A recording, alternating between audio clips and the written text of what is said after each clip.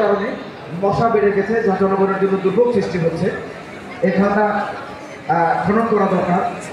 আর এই খালের পাশে সরকারি সম্পত্তি রয়েছে বলে আমার জানা আছে। আমরা স্পেসিফিক আপনাদের কাছে দিব, এই সরকারি সম্পত্তির জায়গায় একটি খেলার মাঠ করা অতীব জরুরি। 3 নম্বর হলো আদাবর থানার মধ্যে অসংখ্য প্রাইভেট হাউজিং রয়েছে। এই প্রাইভেট হাউজিংগুলোর মধ্যে ছোটো ছোটো রাস্তা, যে রাস্তাগুলো সংস্কার করা হয়নি দীর্ঘ বছর ধরে। আওয়ামী লীগের আমাদের এই রাস্তাগুলো টেন্ডার হওয়ার পরেও এই রাস্তাগুলো সংস্কার করা হয় নাই। অতএব আদাবর থানার এই ছোটো ছোটো রাস্তাগুলো সংস্কার করা অতীব জরুরি। কিছু কিছু সংস্কারের কাজ চলছে, দীর্ঘদিন পর্যন্ত সংস্কারের নামে কাজ বন্ধ হয়ে আছে, ঝুলিয়ে রাখা হয়েছে। এই সংস্কারগুলো হওয়া জরুরি।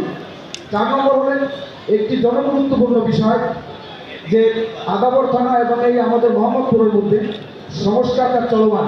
এ কারণে দিনের বেলায় অসংখ্য ট্রাক, বালু ভর্তি ট্রাক, ইট ভর্তি ট্রাকগুলো ঢোকে, যে কারণে ধুলাবালির কারণে মানুষের ক্যান্সার হওয়ার সম্ভাবনা প্রভাব বেড়ে গেছে। এই দিনের বেলায় এই ট্রাক প্রবেশগুলোকে বন্ধ করা খুবই জরুরি। মাননীয় প্রশাসন মহোদয়ের কাছে আর একটা জরুরি দাবি হলো যে আদাবর থানা সহ সবাই বলেছে যে দীর্ঘদিনে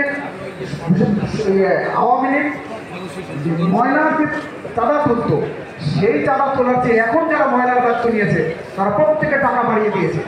জনগণের মধ্যে থেকে অসংখ্য মানুষ আমাদের কাছে দাবি জানিয়েছে যে এতদিন আমরা আওয়ামী লীগের অত্যাচারে থেকেছি, এখন এই ময়লার কাজ কারা করছে যে তারা আগেরা ছিল তার চেয়ে বাড়িয়ে দিয়েছে।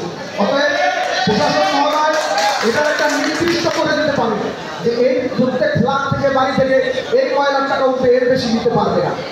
অতএব আমি আপনাকে আর বিরক্ত করতে চাই না, আপনাকে ধন্যবাদ জানিয়ে আমার কথা শেষ করছি। জামাত ইসলামের পক্ষ থেকে আপনাদেরকে সার্বিক সহযোগিতা করবে ইনশাআল্লাহ। ধন্যবাদ। আমি বিএনপি থেকে কেউ আছেন কিনা বলার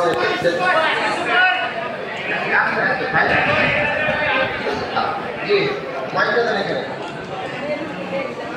অনেক কথা বললো, বসে বসে বসে অনেক কথা বললো। বিসমিল্লাহির রহমানির রহিম।